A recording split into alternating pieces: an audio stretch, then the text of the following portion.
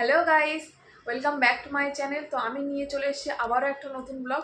আর আজকে হচ্ছে নীল ষষ্ঠী। তো তোমাদের সবাইকে জানাই নীল ষষ্ঠীর শুভেচ্ছা। তোমরা আজকের দিনটা খুব ভালো করে কাটাও। তো দেখো, আমি আজকে অনেক সকাল সকাল স্নান করে নিয়েছি, একটু শ্যাম্পু করে নিয়েছি, কেননা একটু পুজো করবো আজকে। শিবের মাথায় জল ঢালতে হবে। তো যাই হোক, তো চলো তোমাদেরকে দেখাই আমার পুজোর সাজ সরঞ্জাম সব কিছু রেডি করে রেখেছি, সেগুলো দেখাবো। আর কি করি না করি সব কিছুই দেখাবো, আজকে সারাদিনে কি করব। তো চলো দেখাই তোমাদেরকে।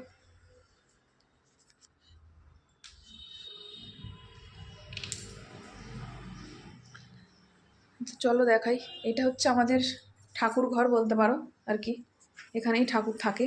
এই যে আমাদের ঠাকুর ঘর। দাঁড়াও, লাইটটা জ্বালাই আগে।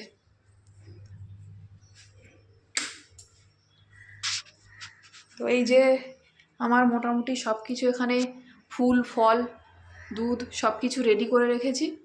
তো এবার কেটে কুটে সব প্রসাদ প্রসাদ সাজিয়ে নেব, নিয়ে পুজো করব। দেখো, আমাদের এখানে ওয়ালে একটা বড় রাধা কৃষ্ণ আছে। তো চলো এবার তোমাদেরকে দেখাবো কি করি না করি, ঠিক আছে? এবার আমি একে একে সব কিছু গুছিয়ে নেব। তো আমি বাড়িতেই পুজো দেবো, অনেকেই হয়তো মন্দিরে গিয়ে পুজো দেবে, কিন্তু আমার এখনও সেই সৌভাগ্যটা হয়নি। আমি এখন বাইরে যেতে পারি না, কেননা আমার ছেলে আছে বাড়িতে, ওকে দেখতে হয়। তো ওকে রেখে আমি যেতে পারি না, ওই জন্য বাড়িতেই আমি এখন পুজো দিই। আর আগে তো ষষ্ঠী করতাম না, ছেলে হওয়ার পর থেকেই করি। তো ছেলে আর একটু বড়ো হলে যাওয়ার ইচ্ছা আছে। তো যাই হোক, আমি দেখো মোটামুটি সব কিছু গুছিয়ে নিয়েছি। একটা ঘটির মধ্যে দুধ, গঙ্গা জল, ঘি, মধু, সিদ্ধি সব কিছু দিয়ে দিয়েছি। আর এদিকে ফুল বেলপাতা সব গুছিয়ে নিয়েছি। এবার আমি জলটা ঢেলে নিলাম শিবের মাথায়। তারপরে আমি দিয়ে দেব আকন্দ ফুলের মালা। আজকের দিনে আকন্দ ফুলের মালা তো অবশ্যই দিতে হবে। তো তারপরে আমি দিয়ে দেব হচ্ছে অপরাজিতা ফুল দিয়েছি, মানে নীলকণ্ঠ ফুল যেটা বলে আর কি, ওটা দিয়েছি। আর দিয়ে দিলাম বেলপাতা। তো এবার দিয়ে দিচ্ছি আমি একটা ছোট্ট বেল আমি শিবের মানে শিব ঠাকুরকে উৎসর্গ করে দিলাম আর কি। যেহেতু আমার জায়গা খুবই ছোট, ঠাকুর ঘরে রাখার জায়গা না, ওই জন্য সব কিছু ছোটো ছোটো দিয়েছি। তারপরে আমি একটু ফল কেটে নিচ্ছি প্রসাদে দেওয়ার জন্য। তো আমি একটু ফল মিষ্টি দিয়ে দেবো আজকে একটু।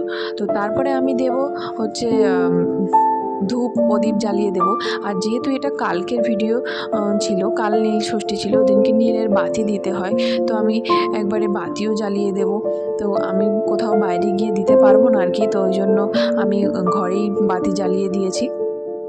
তো দেখো, আমি একটু ঠাকুরকে ধূপ প্রদীপ দেখিয়ে তারপরে বাতিটা জ্বালিয়ে প্রণাম করে নিচ্ছি।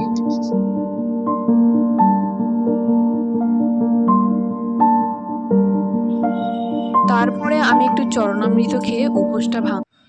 এবার তোমাদেরকে দেখাই যে আমি দুপুরবেলা কি খাবো আর কি আজকে। তো এই যে নিয়ে নিয়েছি আমি ফল কেটে, আর এই বেলটা পরে শরবত বানিয়ে খেয়ে নেব। আর এখানে আছে দেখো সাবু ভেজানো। তো এতটা আমি খাবো না, আমার শাশুড়ি আর আমি দুজন মিলে খাবো। যাই হোক, এটা খাবো। এটাই হচ্ছে আজকে আমার দুপুরের খাবার। তারপর রাতেরটা আবার রাতে দেখাবো। তো যাই হোক, আমি এখন একটু খেয়ে নিই, বুঝলে, খিদে পেয়ে গেছে। মানে অনেক সকাল সকাল উঠেছি, এখনও কিছু খাওয়া হয়নি। তো জলটা ঢেলে নিলাম আগে, এবার একটু খেয়ে নিই, ঠিক আছে? তো তারপরে আবার পরে কথা হচ্ছে তোমাদের সঙ্গে। তো গাইস দেখো, আমি এখন একটু বিকেলবেলা ছাদে এসেছি তো গাছে জল দিতে।